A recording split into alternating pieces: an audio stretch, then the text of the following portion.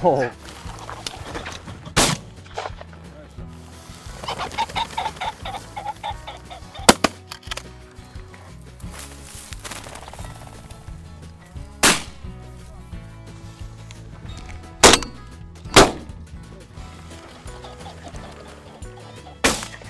Woo! On a point. Get him, Court. Good shot.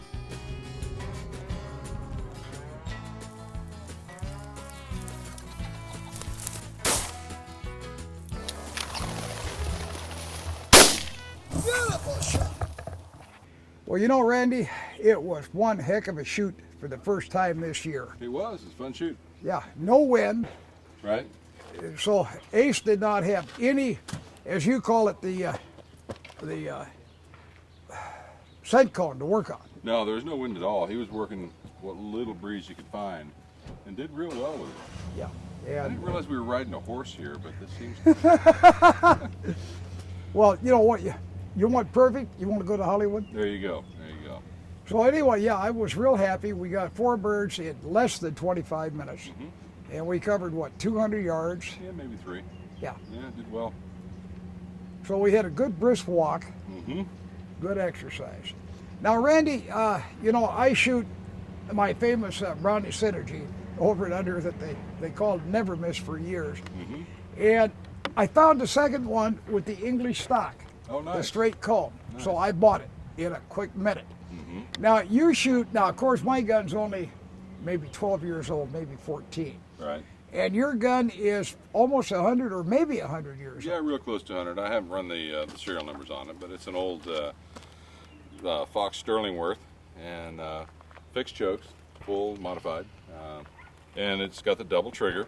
So I have a different selection than you do. You've got your safety selector. This is a little different than most. And by the way, I was told by a guy that was a collector, the new guns, when you close them, you don't touch your lever. These older guns, if you close them and release the lever, they still lock just fine and they live a lot longer. Yes. The lever position tells you the wear on the gun. This is at about 5:30. When they get to about 7:30, 8 o'clock, they're not going to want to lock anymore, at least not lock well. But this is a bit of an antique, and just for simplicity of it, I'll scare the cameraman here. There's no chokes in there. You can't change the chokes. They're all fixed, and you get used to that. Shooting with a double trigger, in this case, and appears to be typical, the front trigger is your right barrel, which is your modified. Rear is the full.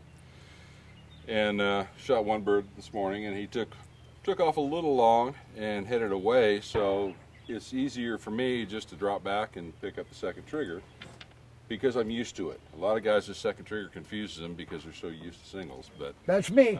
yeah.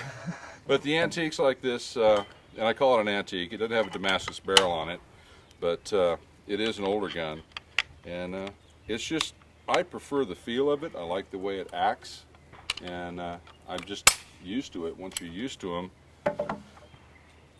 to me, it just gives you a little more style for whatever style points are worth. But those barrels are just sideways. Somebody built them wrong. Go, we'll talk. Okay, so now we're talking about barrels. In the old days, when I first started hunting, 1949, you bought a gun that came with one choke. Now, if you wanted a different choke, you had to buy a second barrel. Right. Or you bought a poly choke. Now, a lot of guys didn't like that big knob on the end of their gun. That's a strange thing to shoot with. I've shot a few of them like that, and it takes a while to get used to. It took me about 7 months. Yeah. But once I got used to it, and that was fine, and I was in the duck blind. Mm-hmm. They're coming in real nice to the deeks. I'd open up the proof cylinder board. Right. If it was all pass shooting, I'd go to extra full. Right. Okay, now the new guns, of course, as we know, come with the screw-in muzzle chokes. Now they have two types. They have the one that comes just to the end of the muzzle, or the extended choke. Now myself, I like the extended choke because your regular choke has got about that much constriction. and your extended choke is about that much. You know, Well, constriction, it's the chamber, Right. the constriction is far less than that. It's thousandths of an inch. Right, But, well- but the duration of that constriction chamber, if you will. exactly. Yeah. And that gives you a better control pattern. Mm-hmm. And then we're talking about patterns. If you buy a shotgun, before you go hunting with it, take it out and put it on a pattern board. Now, you've done that a few times at my place. Yeah, yeah. Yeah, I've done it with all of my guns at one point or another. Right. And we have found out some ammunition is, ooh, how can I hit anything with it? Yeah. You know, we had a shoot we had to do last year, and they demanded, we won't say the, we had to shoot their shot, and it was number 4 shot, which we never shoot pheasants. Right. And the pattern at 40 yards, you could have thrown your truck through it. Yeah. Yeah, we shoot typically 6 to 7.5 for pheasant. Right. In a 12 gauge. And, well, the 28 I shoot 6s as well. But Right. that's a little more finesse to it. You got to be a little closer, and you got to faster round, pluses and minuses to the smaller gauges. But yeah, the 12 gauges, they can be finicky, and all guns are finicky. You shoot rifles, some rifles like certain ammunition, some they flat won't shoot it. And two of the same brand, same model, everything, will prefer different ammunition. And I've run into guys and hunted with guys where they've got mixed ammunition in their bag because that's the way they've always shot it. And this is similar with a shotgun. They like what they like, and certain ammunition is just better than others. I really prefer the Rio. The Rio in this old 12 gauge shoots very well, and some of the less expensive brands they don't pattern well, to be polite. Factual. Factual.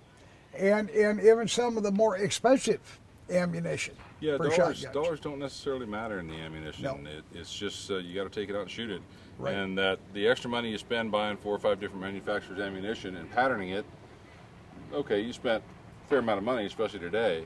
But when you're missing birds, you're missing birds, and you're losing money, and you're frustrated, and nobody's having fun. So Well- you get around that shoots well.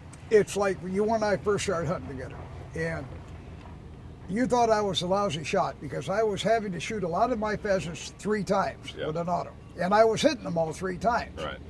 And then we discovered Rio, Yeah. and we went pheasant hunting with trap loads, Yeah. and we were dropping birds consistently 1 shot at 30 yards. Yeah. Well, all this morning shots were one-shot kills. Yes. And they were close to long. I mean, 35 yards, which is fairly long for a pheasant. I've killed them longer, but it's still a pretty long shot. Well, that one that you shot, from where I was, it looked like between 40 and 45 yards. Yeah, it may well have been. I didn't walk it off, but I've made shots with that 28 gauge that were unbelievable at 51 yards. Oh, and yes. I've got about a 3-foot pace, and it was 51 paces. And the bird fell down dead. It wasn't like it was flopping around the ground. Right. So it can be done. All you really need to do is place one pellet in the right place. But it's much better to be comfortable that you're going to put that bird down when you pull the trigger. If you're not comfortable, don't pull the trigger. Well, you know, we could do a whole program on gun fit, balance, and swing, and we probably will. Yeah, at some point. Just like I had a $2,500 shotgun you shot it the other day. And it's a top brand and the top model.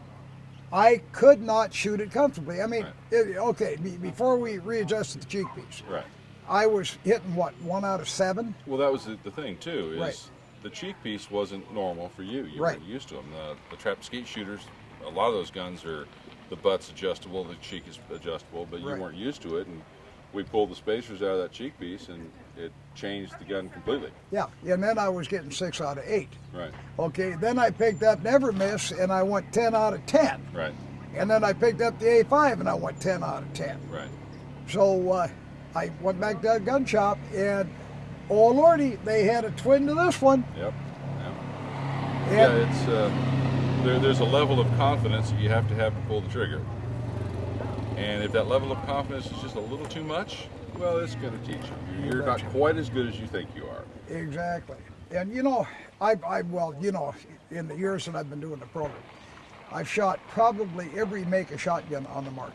And some were better than others. And there were a couple, well, one particular brand that we don't even mention. I'd show up with 3 guns and I'd break one every time. Yeah, And honestly, Yeah. I liked the feel of that gun. It had a really great Yes. feel, but it just wasn't reliable. No, no. It just, yeah, it was, it had two parts that either came unscrewed or broke. And of course they went bankrupt about 6 months later. But, and then there was, you know, you're not an auto man. No, I mean, I'll shoot an auto. I really don't have anything against them. I just prefer my side-by-sides. Right. And okay, when you first met me, that's all I shot. Right. And then I did that trip and had a little problem, and I had to switch to a 28 over and under. And I've been shooting the over and unders by preference ever since. It just, well, okay. How often is that third shot a Hail Mary? Most of the time. Yes.